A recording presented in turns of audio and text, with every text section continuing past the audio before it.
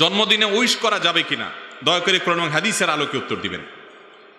একজন মুসলমান তিনি জন্মদিবস উদযাপন করবেন না, কারণ জন্মদিবস উদযাপন করা এটা পেগানদের থেকে এসেছে, এটা ভিনধর্মী মানুষদের থেকে এসেছে।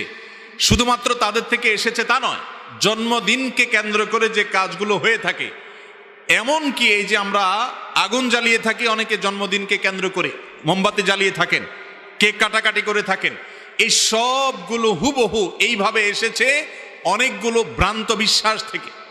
অনলাইনে সার্চ দিলে বিস্তারিত পেয়ে যাবেন এই জন্মদিবসের উৎপত্তি কোত্থেকে, কোন বিশ্বাসের ভিত্তিতে, কেনই বা এই মোমবাতি জ্বালানো হয়, কেনই বা কেক কাটা হয়, কেনই বা এই আনুষ্ঠানিকতা হয়, কেনই বা উৎসব করা হয়। এটা এমনিতেই হয় না, এর পেছনে ধর্মীয় বিশ্বাস কাজ করে ভিন্নদের। একজন মুসলমান কখনো অন্য ধর্মের মানুষের ধর্মীয় বিশ্বাস ধারণ লালন করতে পারেন, অন্তত তাদের সাথে সাদৃশ্য হয় সেজন্য এটাকে তিনি বয়কট করবেন। মুসলমান কখনো অযথা, অহেতুক এবং অযৌক্তিক কাজ করতে পারে না। মুসলমানের প্রত্যেকটা কাজের পিছনে কি থাকবে? যুক্তি থাকবে, কোনো একটা অবশ্যই তার পেছনে যৌক্তিক কারণ কাজ করবে।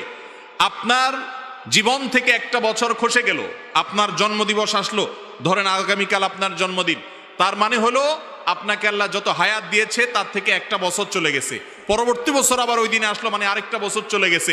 আপনার হায়াত থেকে একটা বছর চলে গেলে এটা কি খুশি হওয়ার কথা না কান্দার কথা? আমাদের কিছু কিছু উৎসব আছে যে উৎসবগুলোর কোনো আগা মাথা খুঁজে পাবেন না।